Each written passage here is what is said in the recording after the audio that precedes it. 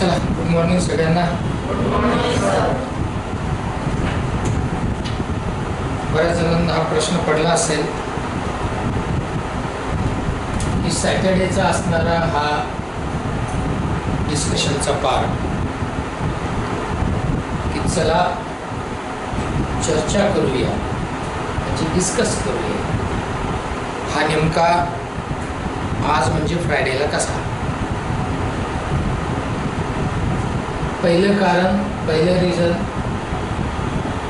हे notification officially याची link आजपासून काय झाली आहे, ओपन झाली आहे, स्टार्ट झाली आहे. ऑनलाईन ॲप्लिकेशन आजपासून सुरू झालं. नंबर सेकंड रिझन, की ही खूप चांगली अपॉर्च्युनिटी आहे आणि मला असं वाटतं की बा जिथं उद्या आपण लाईव्ह गेलो असतो किंवा उद्या आपण जर का याच्यावर डिस्कस केलं असतं, त्यापेक्षा एक दिवस आधी केलं तर अजून एक्स्ट्रा मुलांपर्यंत याला काय करता येईल, घेऊन जाता येईल. आणि म्हणून आपण या चला डिस्कस करूया, चला चर्चा करूया आजच्या या सेशनमध्ये IBPS क्लरिकलचं जे नोटिफिकेशन पब्लिश झालेलं आहे, आउट झालेलं आहे, त्याच्याबद्दलची इत्थंभूत माहिती म्हणण्यापेक्षा आपण त्या नोटिफिकेशनवर डिस्कस करणार आहोत. काय डिस्कस करणार आहोत की नंबर ऑफ वॅकन्सीज महाराष्ट्रात किती आहे, क्वालिफिकेशनचा क्रायटेरिया किती आहे, म्हणजे काय आहे, एज काय आहे, कोण कोण याला इलिजिबल आहे. आता याच्यात जे इलिजिबल आहेत ते सुद्धा, जे इलिजिबल नाहीत ते सुद्धा, या दोघांनी हे नोटिफिकेशन यामुळे व्यवस्थित समजून आणि ऐकून घेतलं पाहिजे की तुम्हाला सुद्धा या नोटिफिकेशनला काही महिन्यानंतर, काहींना काही वर्षानंतर, पण एखाद्या वर्षानंतर फार मॅक्सिमम तुम्हाला तसंही जायचंच आहे. आणि आत्तापासनं जर का नॉलेजमध्ये आपल्या हे नोटिफिकेशन असलं तर वाईट काय आहे, उलट आधी जर का नोटिफिकेशन नॉलेजमध्ये येणार असेल तर यवनात त्याचा फायदाच होणार आहे, नुकसान तर तसंही झाल्याची नोंद नाही. म्हणून आपण आता याच्यावर डिस्कस करतोय. सुरू करूया आपण डिस्कशनला. प्रत्येक सॅटर्डेला मी तुम्हाला आठवण करून देतो की आपण प्रत्येक टॉपिक घेणार आहे, ज्या टॉपिकवर आपण डिस्कस करणार आहे. जसं आता नोटिफिकेशन आलं आहे म्हणून याच्यावर डिस्कस करणार आहे. जर नोटिफिकेशन नसतं तर मग स्ट्रॅटर्जी काय असली पाहिजे येणाऱ्या एक्झामची, त्याच्यावर आपण डिस्कस केलं असतं किंवा करू. किंवा तेही जर नसलं, काही जर नसलं तर नेमकं जे तुमचं जे आता समजा समजून घ्या की जो टॉपिक चालू आहे किंवा जे तुम्ही शिकत आहात त्याच्यावर डिस्कस करू. त्याच्यात काही अजून नवीन करायचं आहे का त्याच्यावर डिस्कस करू. थोडक्यात काय तर हा एक प्लॅटफॉर्म आहे बोर्डेज करिअर अकॅडमीचा की जिथं सगळे स्टुडंट्स आणि सगळे फॅकल्टी याच्यात इन्वॉल्व होणार आहेत. हा तो प्लॅटफॉर्म आहे. मी सुरू करतोय. आपण आज मात्र नोटिफिकेशन जे IBPS क्लरिकलचं आलेलं आहे ते बघणार आहोत. तुम्ही व्यवस्थित समजून घ्या. आता हे जे नोटिफिकेशन आहे हे पूर्ण नोटिफिकेशन बोर्डेज करिअर अकॅडमीच्या टेलिग्राम चॅनलला आहे. ते व्यवस्थित वाचून घेणे, कारण सगळं नोटिफिकेशन इथं एक्सप्लेन करणं तसं असं सोपं नाही. आपला वेळ खूप जाईल. वेळ म्हणण्यापेक्षा ते थोडंसं अवघड पण होईल की सगळंच एक्सप्लेन करणं. जे महत्त्वाचं आहे, जे कामाचं आहे ना, आता सुद्धा आणि पुढे सुद्धा, ते सगळं डिस्कस आपण याच्यात करणार आहोत. मित्रांनो, IBPSचं हे नोटिफिकेशन क्लरिकलचं, ज्याच्यात SBI सोडून सगळ्या बँका पार्टिसिपेट करणार आहेत, हे IBPSचं 12वं 12 हे नोटिफिकेशन आहे. 12वं नोटिफिकेशन आहे. मला चांगलं आठवतं की 2012 पासनं या IBPS का इस IBPS का गठन हुआ, याचं गठन झालं. याच्या आधी 2012च्या आधी सगळ्या बँका सेपरेट एक्झाम घेत होत्या.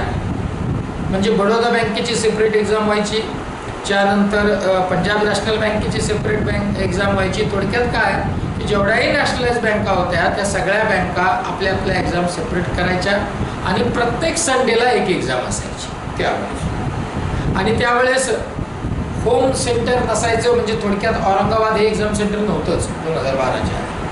एकतर पुणे किंवा मुंबई. म्हणजे असंही होतं की बोर्डेच्या काही स्टुडंटनी प्रत्येक महिन्याच्या प्रत्येक संडेचं रिझर्वेशन आधीच करून ठेवलेलं होतं. म्हणजे इतक्या एक्झाम त्यावेळेस व्हायच्या. पण हे बरं झालं की प्रत्येक वेळेस प्रत्येक संडेला जाण्यापेक्षा एकच एक्झामला आपण जाणार आणि सगळ्या बँकांच्या एक्झामसाठी आपण अपियर करणार. असा हे IBPS 2012ला मतलब की इसका गठन हुआ. हे 2012ला हे फॉर्म झालं. याच्या आधी मी सांगितल्याप्रमाणे प्रत्येक बँक वेगवेगळे एक्झाम घ्यायची. त्याच्या आधी आपलं हे असायचं BSRB होतं, बँकिंग सर्व्हिस रिक्रुटमेंट बोर्ड. जसं आता IBPS आहे ना तसं BSRB होतं. म्हणजे मी जेव्हा SBIला जॉईन झालो त्यावेळेस BSRB एक्झाम होती, बँकिंग सर्व्हिस रिक्रुटमेंट बोर्ड. आणि त्यावेळेस आता जितकी कॉम्पिटिशन आहे त्याच्यापेक्षा 5 पट जास्त होती. हे मी तुम्हाला आवर्जून सांगतो. म्हणजे बऱ्याच वेळेस आपण असं म्हणत असतो किंवा आपल्या घरात जेव्हा आता तुम्ही आहेत, समजा आता तुम्ही ग्रॅज्युएट होतात तर घरचे जेव्हा तुमच्याशी डिस्कस करतात तेव्हा आपल्याकडनं असं ओघाओघात निघून जातं की तुमच्या वेळेस काय होतं, सगळं सोपं होतं, आरामात नोकरी लागत होती असं आपण म्हणून जातो. असं नसतं. त्या वेळेचं कॉम्पिटिशन त्या वेळेला तेवढंच असतं. जेव्हा तुम्ही अजून 10 वर्षानंतर तुमचं एज वाढेल, तुमचे मुलं मुली जेव्हा एक्झाम द्यायला लागतील तेव्हा ते सुद्धा तुम्हाला तसंच म्हणतील, है ना. त्यामुळे कॉम्पिटिशन हे कधी बदलत नाही. कॉम्पिटिशन हे नेहमीच असतं. तुम्ही त्या कॉम्पिटिशनमध्ये कॉम्पिटिटर कोणाला म्हणतात याच्यावर सगळं गणित अवलंबून असतं, है ना. म्हणजे मी नेहमी सांगतो की यात्रेत सगळेच जातात पण दर्शनाला किती जातात, दर्शन घेतात किती याच्यावर त्याच्यातली गर्दी नेमकी गर्दी आहे का गर्दी आहे ना, तर हे मात्र डिपेंड आहे. तसं या एक्झामचं असतं. आणि BSRB बोर्ड होतं. आता या IBPS 12वं नोटिफिकेशन आहे आणि या वॅकन्सी ज्या आहेत त्या 2023-24च्या आहेत. तो हे तुम्ही लक्षात घेतलं पाहिजे. आता याची वेबसाईट आहे, त्या वेबसाईटला जाऊनच हा फॉर्म भरायला लागतो. कालच कोणीतरी मला येऊन भेटलं तिकडे केबिनमध्ये, मला म्हणलं, मला आठवत नाही, विशाखा आहे का, कुठे गेली विशाखा? आहे. मी मुद्दाम सांगतोय विशाखा, म्हणजे तुझ्याकडून झालं हे चुकून दुसऱ्याकडनं होऊ शकतं. आपण ना वेबसाईट आपल्याला माहीत असतं, सगळं माहीत असतं, पण फॉर्म भरताना आपण गडबड करतो. औरंगाबादच्या ऐवजी आपण अहमदाबादला क्लिक करतो आणि औरंगाबाद हे एक्झाम सेंटर येण्याच्या ऐवजी कोणतं येतं, तसं त्या विशाखाचं झालं. हे असं का होतं, तर पहिले रिझन, एक तर आपण स्वतः फॉर्म भरत नाही, भरत असू ऑनलाईन तर आपलं नीट लक्ष नसतं. नंबर 2, आपण डॉक्युमेंट त्या ह्याच्याकडे देऊन टाकतो, कोणाकडे, तो काय आपला तो कॅफेवाला असतो जो, आहे का नाही. म्हणजे आपण बिझीच तेवढे आहेत, है ना. अंबानी सुद्धा आपल्या पुढे कमी आहे, एवढा आपण बिझी आहे. आपण त्याच्याकडे ते डॉक्युमेंट देऊन टाकतो, त्याच्या हिशोबाने तो फॉर्म भरतो. आता त्याला जर का फॉर्म भरायचा कसा याच्यापेक्षा जर इतर माहीत असतं तर त्याने तुमचा फॉर्म चुकवला नसता, पण त्याच्याकडनं चुकतो. आणि म्हणून फॉर्म भरताना ऑनलाईन एकतर आपण स्वतः बसून भरला पाहिजे. घरी भरणार नसू तर ज्या कॅफेला तुम्ही जाणार आहात तिथे स्वतः तुम्ही त्याच्या बाजूला बसलं पाहिजे, फॉर्म भरला पाहिजे. आता हे जे नोटिफिकेशन आहे, हे नोटिफिकेशन मी आता सांगितल्याप्रमाणे ऑफिशियली हे म्हणजे पब्लिश झालेलं आहे. क्लरिकलच्या या पोस्ट आहेत. एक्झाम ही ऑनलाईन आहे. एक्झाम प्रिलिमिनरी आणि मेन्स या 2च फेजमध्ये आहे. याला इंटरव्ह्यू नाही आहे कारण ही क्लरिकलची एक्झाम. आता बऱ्याच वेळेस मी 25 वर्षापासून माझं जे ऑब्झर्वेशन आहे ते सांगतो की काही काही कॅन्डिडेटला क्लर्क व्हायचंच नसतं, त्याला ऑफिसरच व्हायचं असतं. माझं म्हणणं आहे त्याचं असं त्याला वाटणं हे अजिबात चूक नाही, पण त्याने एकदा स्वतः क्लर्क मध्ये तरी स्वतःला सिद्ध करून पाहावं. तू जॉईन होऊच नको, आमचं म्हणणंच नाही, तू डायरेक्ट ऑफिसरच हो, पण एकदा बघ ना की क्लरिकलची एक्झाम सुद्धा आपल्याला क्लिअर करता येते का नाही.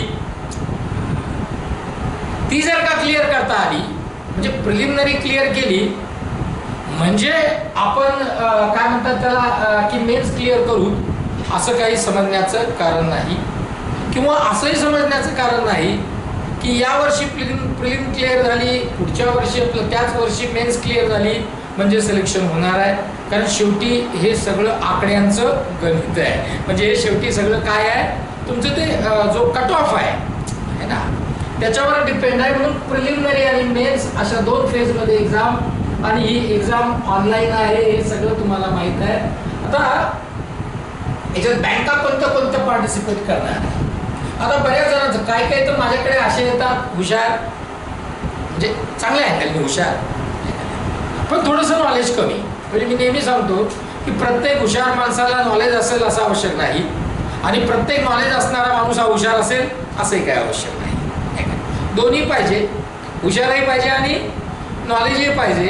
बऱ्याच वेळेस असं होतं की काही काही येतात बोर्डे सर याच्यात SBI दिसत नाही आहे ना, हे का नाही पण याच्यात SBI दिसत नाही. आपण जर त्याला म्हणलं तुला SBI पाहिजे का, हो का पाहिजे त्याला माहीत नाही, कशामुळे पाहिजे त्याला माहीत नाही, या बँकांमध्ये SBI मध्ये काय फरक आहे त्याला माहीत नाही, सॅलरीत काही फरक आहे का त्याला माहीत नाही, मग त्या इन्सेंटिव्हमध्ये काही फरक आहे का त्याला माहीत नाही, त्याच्यानंतर डिपार्टमेंटल प्रमोशन्स कसे होतात, कधी होतात, किती वेळेस होतात हेही त्याला माहीत नाही.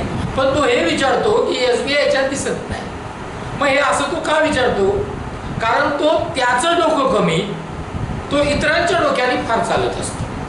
त्याला कोणीतरी सांगितलेलं असतं काय खरं आहे ते याचं पंजाब अँड सिंध बँकेचं.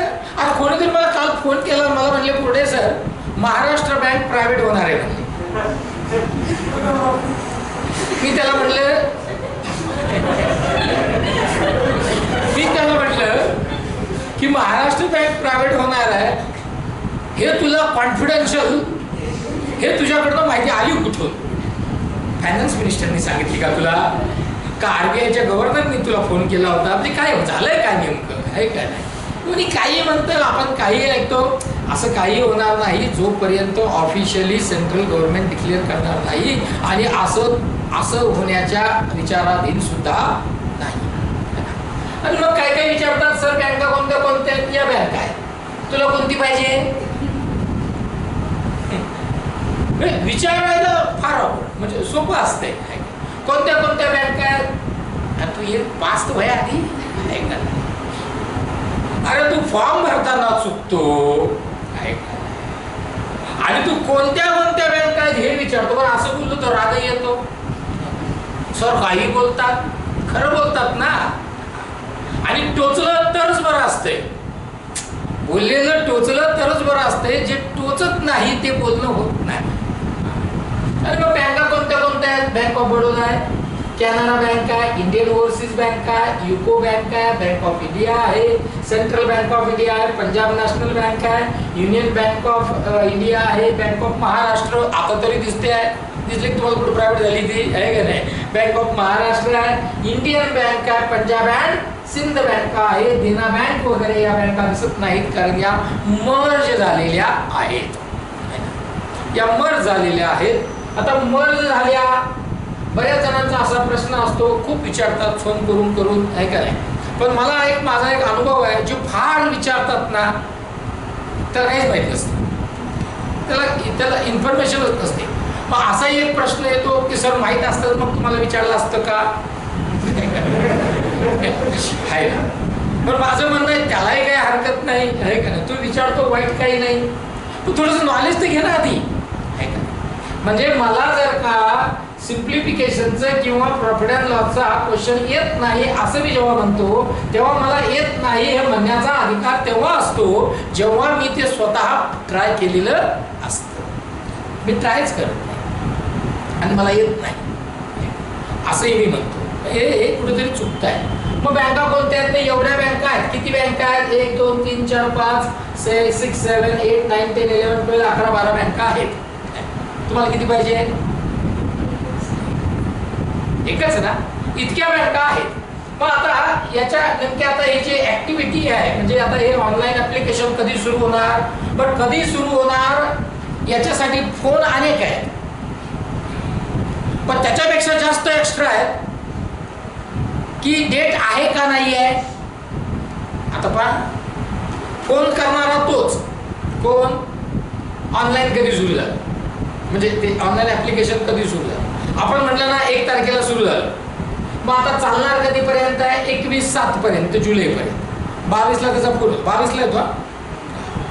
सर ते आहे का हो? मग तू अंबानी आहे का? तुला माहित नव्हतं का? तुझ्या लक्षात राहत नाही का? तू वाचत नाही का? तुला कळत नाही का? का सगळं बनून आप अंजान बन रहे आहे? काय भानगड काय आहे? तर 7 तारखेला आपलं 1 तारखेला म्हणजे आजपासून याचं ऑनलाईन ऍप्लिकेशन सुरू झालेलं आहे, रजिस्ट्रेशन सुरू झालेलं आहे आणि हे 21 जुलैपर्यंत चालणार आहे. 21 जुलैपर्यंत 21 जुलैपर्यंत चालणार आहे असं जेव्हा त्याला माहित होतं. आता हा व्हिडिओ जेव्हा व्हायरल होईल सगळीकडे, झाल्यानंतर सुद्धा तिथे मेसेज टाकतात त्या कमेंट बॉक्समध्ये, लास्ट डेट किती आहे. म्हणजे याचा अर्थ तू एक तर तो व्हिडिओ ऐकत नाही, शेवटपर्यंत बघत नाही, ऐकलेलं तुला समजत नाही किंवा तुझी तेवढी आहे का. मग त्याच्यात कमेंट लिहितात लास्ट डेट किती आहे, लिहे ना काय, आम्ही सांगतो 21 तारीख आहे. मग 23ला लिहितो डेट वाढली का, आता किती वाढवायची, 21 तारीख आहे ना. मग 21 तारीख जर लास्ट डेट असेल तर काही काही काय करतात, अगदी शेवटच्या क्षणापर्यंत त्याच्याकडे पेशन्सच एवढे आहेत की 20 तारखेपर्यंत वाट बघतो तो फॉर्म भरायची. 1 तारखेला सुरू झालं ना, मग 2ला भरावं का नाही, पण 5ला भर बाबा, काय अडचण असेल, 10ला भर, पण 12ला भर, 23ला तिथं बसत रात्री. मग सुरू त्याचं आहे का, मग ते हँग होते, ती वेबसाईट हँग होते. मग दुसऱ्या दिवशी शेवटचा दिवस असते, मग ते चिडते ते स्वतःवर आणि मग नको नको ते IBPS ला उद्धार, IBPS चा.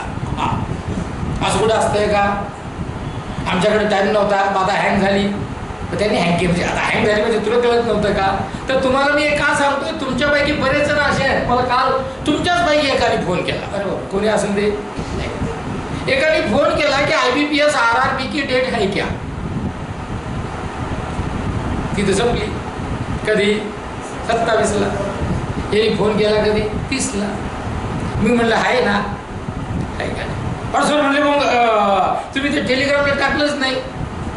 म्हणलं तुला जावं लागेल त्यासाठी. म्हणलं कुठे जाऊ, म्हणलं जाय मुंबईला. त्याचा मला पुन्हा फोन आला, सर खरंच जाऊ ना. म्हणलं पागल, अरे तुला टेलिग्रामवर कळत नाही का की तिथं 27 तारखेला सुद्धा सकाळी असं लिहून पाठवलेलं होतं की लास्ट तुम्ही बघा ते. हा, तरी काही काहींनी ऑनलाईन ऍप्लिकेशन केलं नाही. गेला चान्स. बचेंगे तो और भी लढेंगे. किती लढतो, किती लढतो, किती ते तर ठरवणार आधी. बचेंगे तो और भी लढेंगे. अरे गेला ना राजा चान्स.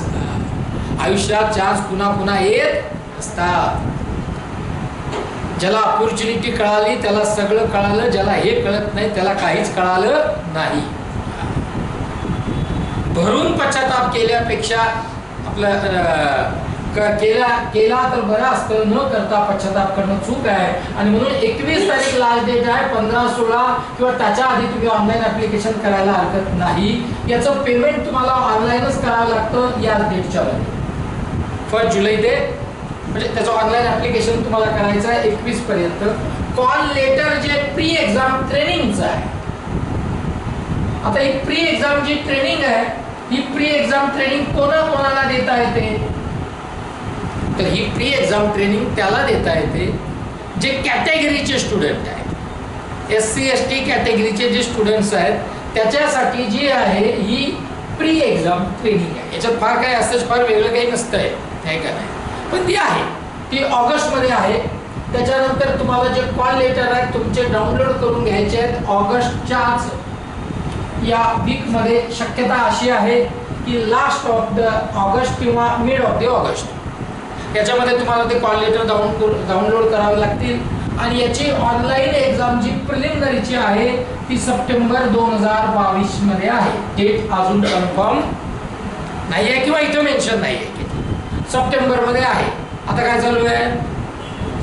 ऑगस्ट सप्टेंबर, जुलै पूर्ण, जुलै ऑगस्ट सप्टेंबर, म्हणजे तुमच्याकडे पूर्ण 2.5 महिने आहेत असं तुम्ही पकडून चला. खूप जास्त आहेत 2.5 महिने म्हणजे. आता याच्यामध्ये प्रिलिमची एक्झाम सप्टेंबरमध्ये आहे, रिझल्ट हा ऑक्टोबरमध्ये हा डिक्लेअर होईल. त्यानंतर तुम्हाला मेन्सचे कॉल लेटर जे प्रिलिमिनरी क्लिअर करतील त्यांना सेम त्या मंथमध्ये ते डाउनलोड करून घ्यावे लागतील. आणि ऑनलाईन एक्झाम मेन्स ही ऑक्टोबरच्या एंडला किंवा सप्टेंबरच्या लास्टला जर काही तुमचं कॉल लेटर जर का आला असेल तर ऑक्टोबरच्या एंडला, म्हणजे खूप नाही पण एक 20 दिवसाचा तुम्हाला वेळ मिळू शकतो, त्याच्यापेक्षा जास्त नाही. कशासाठी? मेन्स के लिए. ये बात ध्यान में रखो, किसके लिए? मेन्स के लिए. आता मित्रांनो इथं तुमचं जे अलॉटमेंट आहे, आता बऱ्याच जणांना हाही प्रश्न पडतो की सर याचा अलॉटमेंट कधी होईल, म्हणजे मला बँकेत कधी जाता येईल? सगळे एक्झाम क्लिअर केल्या जाणारच आहे ना कधीतरी. मग काही ना असंही वाटतं की आता आज काय म्हणतात त्याला रिझल्ट डिक्लेअर झाला, लगेच घरच्यांनी 3 दिवसानंतर याच्या कपडावर टिळा लावावा आणि याला रवानगी करावं.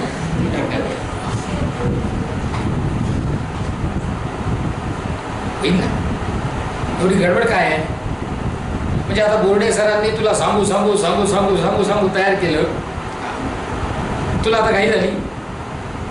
वयाच्या 23 वर्षापर्यंत तू कधी घाई गेली नव्हती, आता का काय? सगळ्या फॉर्मॅलिटी कंप्लीट कराव्या लागतील.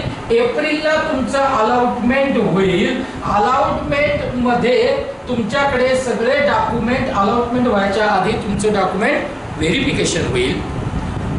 डॉक्युमेंट व्हेरिफिकेशन मध्ये जर काही प्रॉब्लेम येऊ नये असं वाटत असेल तर आपले डॉक्युमेंट आपण ज्या दिवशी एक्झामचं ऑनलाईन ॲप्लिकेशन करतो, रजिस्ट्रेशन करतो त्याच दिवशी आपल्याकडे सगळे डॉक्युमेंट काय पाहिजे? रेडी पाहिजे. वेळेवर पळापळ धावाधाव अजिबात नको. मग आता याच्यामध्ये in case it is possible and safe to hold PET, काही एक्सेप्शनल केसेसमध्ये त्या काय होऊ शकतात? एक्झाम पोस्टपोन होऊ शकतात, डेट वाढू शकते, काहीतरी वेगळं होऊ शकतं. जसं त्या कोविडमध्ये झालं त्याप्रमाणे, पण शक्यता तशी फार कमी आहे. हे झालं त्याचं ॲक्टिव्हिटी काय काय होणार आहे. मग आता इलिजिबिलिटी क्रायटेरिया काय काय आहे? आता इलिजिबिलिटी क्रायटेरिया काय काय आहे? एज बघूया आपण. याचं एज, याचं मिनिमम एज आहे 20 इयर्स, मॅक्सिमम एज आहे 28 इयर्स. मिनिमम किती? 20. मॅक्सिमम किती? 20 वर्ष त्याचे कंप्लीट पाहिजे, 28 पेक्षा जास्त नको, जर तो ओपन कॅटेगरीचा असेल तर. पण जर तो कॅटेगरीचा आहे तर एज रिलॅक्सेशन आहे. काय एज रिलॅक्सेशन आहे? नेहमीप्रमाणे schedule caste, schedule tribe 28+5, OBC 28+3, इथे जे दिलंय ते. त्याच्यानंतर मग सगळंच आहे, सर्व्हिसमॅन आहे, त्याच्यानंतर बाकी PWD आहे, विडोज आहेत, डिवोर्सी जे असतात त्यांच्यासाठीच एज रिलॅक्सेशन, हे सगळं आहे. तुम्ही एकदा वाचून घ्या. तर हे एज रिलॅक्सेशन या पद्धतीनं आहे. आता मित्रांनो याच्यात क्वालिफिकेशन काय आहे? आता क्वालिफिकेशनचा मला बऱ्याच जणांनी विचारतात तिकडे, नाही का? माहिती असणं, विचारणं अजिबात चूक नाही, पण आता नीट समजून घ्या. आता याच्यामध्ये तुमचं जे क्वालिफिकेशन आहे ॲज ऑन, हे हर्षद 21 जुलै 2022 ॲज ऑन तुम्ही ग्रॅज्युएट एनी डिग्री, कुठलाही ग्रॅज्युएट हा याला अप्लाय करू शकतो. कुठलाही ग्रॅज्युएट याला अप्लाय करू शकतो. कुठलाही त्या ग्रॅज्युएट असणाऱ्या त्या कॅन्डिडेटला किती पर्सेंटेज आहे याच्याशी IBPS काही देणं घेणं नाही. तू ग्रॅज्युएट आहेस ना, तुझ्याकडे डिग्री आहे ना, यू आर इलिजिबल. मग जे ग्रॅज्युएट नाहीत ना ते लगेच असं दुःख. हे मी मागच्या वेळेस हे सांगितलं होतं की जे आता ग्रॅज्युएट आहेत ना त्याच्यापेक्षा जास्त दुःखी कोण होतात, जे अंडर ग्रॅज्युएट आहे. सर आम्हाला नाही का हे आता म्हणतात. आणि जेव्हा ते इलिजिबल होतात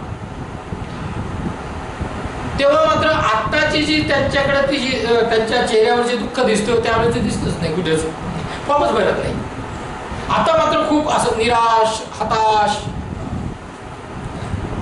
तर हे तुम्हाला यासाठी सांगतोय जे अंडर ग्रॅज्युएट आहे त्यांनी यासाठी ऐकावं की तुम्हाला या सगळ्या काय काय आहेत, या ऍक्टिव्हिटी कशा होतात, काय होतात हे आतापासून माहीत असणं कधी पण चांगलं. वेळेवर युद्धाला जाणं आणि युद्धाची प्रॅक्टिस करून युद्धाला जाणं याच्यात खूप फरक आहे ना. आणि तोच फरक इथे आहे. मग कुठलाही डिग्रीवाला याला अप्लाय करू शकतो, कोणताही ग्रॅज्युएट अप्लाय करू शकतो. त्यानंतर मित्रांनो एक्झाम कशी असणार. एक्झाम मी आधीच सांगितलं की एक्झाम जी आहे ती एक्झाम 2 फेजमध्ये आहे. एक प्रिलिमिनरी आहे, दुसरी कोण आहे, मेन्स आहे. प्रिलिमिनरी मध्ये काय काय असणार आहे तर प्रिलिमिनरी मध्ये इथे दिसतंय इंग्लिश. इथे बघा तुमच्या लक्षात येईल इंग्लिश. इकडे प्रिलिमिनरी एक्झाम ऑनलाईन आहे. इंग्लिश 30 क्वेश्चन आहे, 30 मार्क्स आहेत. न्यूमेरिकल ॲबिलिटी म्हणजे मॅथ्स 35 क्वेश्चन आहे, 35 मार्क्स आहेत. रिझनिंग 35 क्वेश्चन आहे, 35 मार्क्स आहेत. असे टोटल मार्क्स आहेत 100. नंबर ऑफ क्वेश्चन आहेत 100. टायमिंग आहे 60 मिनिट. बाकीच्यांना सेपरेट 20 असे मिनिट्स याला टायमिंग आहे. किती मिनिटं आहेत, 20 मिनिटं आहे. प्रिलिमिनरी एक्झाम क्लिअर झाली त्याच्यानंतर तुम्ही जाणार आहात मेन्सला. इकडे मेन्स आहे. मग मेन्समध्ये काय काय आहे इथे बघूया. मेन्समध्ये general awareness including financial awareness जे आहे तो एक सेक्शन आहे. त्याचे 50 मार्क्स आहेत, 50 क्वेश्चन आहेत, 50 मार्क्स आहेत. त्याला टाइम अलाउड केलेला सेपरेट आहे 35. जनरल इंग्लिश आहे 40 नंबर ऑफ क्वेश्चन आहे, 40 मार्क्स आहे, 35 मिनिट हा त्याला सेपरेट अलाउड केलेला टाइम आहे. रिझनिंग त्याच्यात कम्प्युटरचे काही थोडे फार जास्त नाही, थोडे क्वेश्चन असतात. 50 क्वेश्चन आहे, 60 मार्क्स आहे, 45 मिनिट्स आहे. कॉन्ट मॅथ्स 50 क्वेश्चन, 50 मार्क्स आहे, 45 मिनिट्स आहे. Total number of question 190. Total marks 200. आणि पूर्ण टायमिंग आहे किती मिनिटाचा, सेपरेट टायमिंग आहे 160 मिनिट आहे. अतिशय इझी असणाऱ्या या सगळ्या एक्झाम प्रॅक्टिस महत्वाची. आणि मला सांगायला मोठा आनंद वाटतो की या क्लासचे बरेच कॅन्डिडेट अक्षरशः झपाटल्यासारखी तयारी करत आहेत. बरेचसे नाही, खूप. आता ज्यांनी आता सुरुवात केली आहे मी त्यांना सुद्धा त्या झपाटल्याकडे घेऊन जाणार आहे. थोडा त्रास होईल तुम्हाला पण होऊ द्या. त्रासात जे मिळतं तेच आनंद देणारा असतं हा निसर्गाचा नियम. आणि म्हणून त्रास होणार आहे.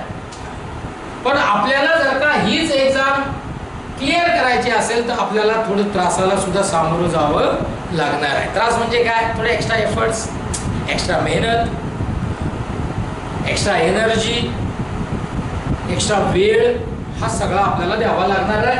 आणि मग हे मेन झाल्याच्या नंतर मित्रांनो याला इंटरव्ह्यू तर तसाही नाही आहे. तुमचं जे कट ऑफ आहे तुमच्या त्या कट ऑफवर तुमचं सिलेक्शन हे पूर्णतः डिपेंड असेल आणि मग तुम्हाला ती बँक अलाउट होईल. ती करताना मात्र तुम्हाला मित्रांनो वॅकन्सीज किती, कोणत्या कोणत्या बँकांच्या किती वॅकन्सीज आहेत हे जर तुम्हाला बघायला मिळत असेल, तुम्ही बघत असाल की बँक ऑफ इंडिया इकडे पहा, bank of India, bank of Baroda आहे, बँक ऑफ बडोदा याच्यामध्ये दिसत नाहीये सध्या, याच्या वॅकन्सीज इथं मेन्शन केलेल्या नाही आहे, पण आवश्यक नाही आहे, त्यानंतर याच्यात ऍड होणार नाहीत, होऊ सुद्धा शकतं, होऊ सुद्धा शकणार नाही. दोन्ही गोष्टी आहेत, आपण होप्स करूया की येतील पुढे. बाकी बँक ऑफ इंडियाच्या तुम्ही बघत असाल, इथे न दिसणारे कोण कोण आहेत ते सांगतो, बाकी सगळे आहेत. बँक ऑफ बडोदा दिसतंय, ज्याच्यात मेन्शन केलेलं नाही आहे. इंडियन बँक आहे, बँक ऑफ महाराष्ट्र दिसते आहे, इंडियन ओव्हरसीज बँक आहे, बाकी सगळ्या दिसत आहेत. तुम्ही जर बघत असाल तर नोटिफिकेशन नीट बघून घ्या, टेलिग्राम चॅनलला आहे, तुम्हाला ते व्यवस्थित लक्षात येईल. तर याप्रमाणे मित्रांनो याचं काय म्हणतात त्याला, हे सगळं हे नोटिफिकेशन आपल्याला इथं बघायला मिळणार आहे.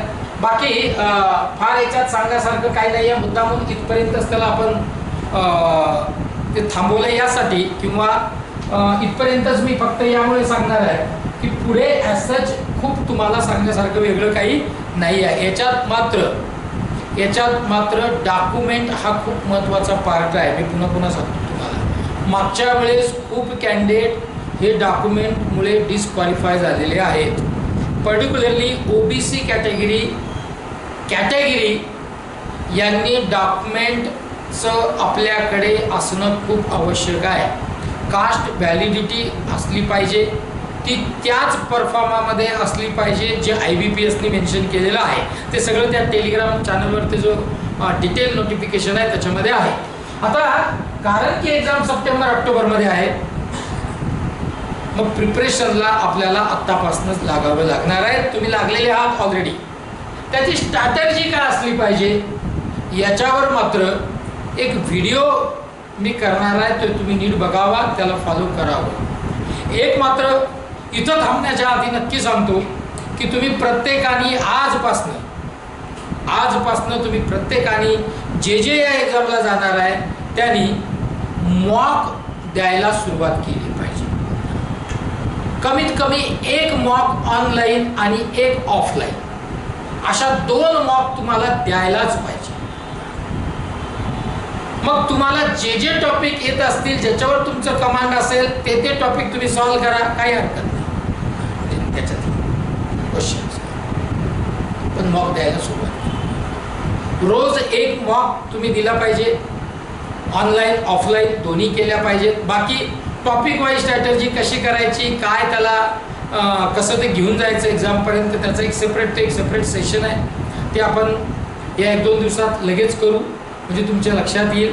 एक मात्र नक्की सांगतो की जर तुम्हाला ही एक्झाम क्लिअर करायची असेल तर तुम्हाला आजपासूनच कामाला लागावं लागेल. आणि ह्या एक्झामचं प्रिपरेशन करणं म्हणजे IBPS POचं प्रिपरेशन होणं, म्हणजे SBI क्लरिकलचं प्रिपरेशन होणं, म्हणजे SBI POचं प्रिपरेशन होणं, म्हणजे RBI असिस्टंटचं प्रिपरेशन होणं, म्हणजे RBI आपलं RRB याचं असिस्टंट आणि POचं प्रिपरेशन होणं, याचं प्रिपरेशन करणं म्हणजे इन्शुरन्सच्या सगळ्या एक्झामचं प्रिपरेशन करणं, याचं प्रिपरेशन करणं म्हणजे SSCच्या बऱ्यापैकी एक्झामचं प्रिपरेशन करणं, याचं प्रिपरेशन करणं म्हणजे रेल्वेच्या सगळ्या एक्झामचं प्रिपरेशन होणं. इतक्या सगळ्या एक्झाम्स जे ग्रॅज्युएट देऊ शकतात आणि जे अंडर ग्रॅज्युएट जे UGला आहेत ते देऊ शकतात, या सगळ्यांचं प्रिपरेशन तुमचं होणार आहे. आणि म्हणून तुम्ही प्रत्येकाने याच्या कामाला लागायला पाहिजे. बाकी काही तुम्हाला अडचण असेल, काही विचारायचं असेल, डायरेक्ट फोन करू शकता, कमेंट बॉक्समध्ये तुम्ही लिहून पाठवू शकता, है ना. बाकी टेलिग्राम चॅनल, यूट्यूब चॅनलला तुम्ही सबस्क्राईब केलं असेल, अजूनही केलं नसेल तर तुम्ही तेही करू शकता. मी त्या दिवशी पाहिलं एक आता त्याला म्हणजे किती दिवसापासून क्लासला जोडला गेला आहे, पण त्यांनी त्या दिवशी ते सबस्क्राईब केलं. हे चुकीचं आहे. आपण पटकन केलं पाहिजे, आपल्याला सगळी इन्फॉर्मेशन याच्यातनं मिळत असते. तर मित्रांनो, मला वाटतं तुम्हाला हे सगळं लक्षात आलं असेल. जर तुम्हाला याच्याशी संबंधित काही डाऊट असेल तर 1-2 मिनिटात तुम्ही मला विचारू शकता, आहे का. याच्याशीच रिलेटेड पाहिजे. जर असेल तर तुम्ही मला विचारू शकता. आहे का कोणाला काही डाऊट? 2 मिनिटाचा वेळ आहे. कुछ पूछना है आपको, कुछ बोलना है आपको, कुछ समझ कर लेना है आपको, कुछ दिमाग में है आपके? हाँ,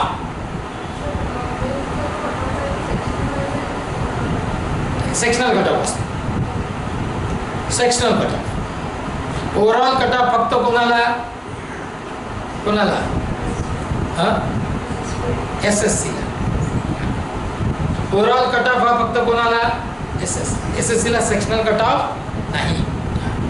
बाकी सगळीकडे काय आहे सेक्शनल कट ऑफ आहे. हा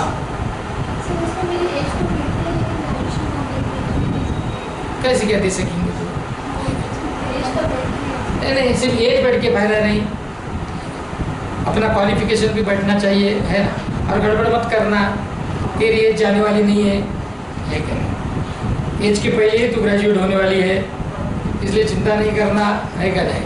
इसलिए चिंता नहीं करना, अभी से अच्छे से समझ कर लेना. अजून काही हां ओपनवाल्याचा ओपनवाल्यांना डॉक्युमेंट असंच काही नाही. तुमचे फक्त मार्कशीट डिग्री आहे ना, बाकी सगळे मार्कशीटच्या हे पाहिजे तुमच्याकडे, कॉपीज पाहिजे सेमिस्टरच्या त्या, आणि डिग्री पाहिजे. बाकी काही नाही लागत, बाकी काही नसते. आणि आपण पाहिजे होता आहे काय. डॉक्युमेंट पुढे तो मागं, किंवा तो पुढे डॉक्युमेंट मागे करते, मग इकडं तिकडं आहे ना, धावा. हे राहिले झेरॉक्स, ते राहिले झेरॉक्स, ते राहिले झेरॉक्स.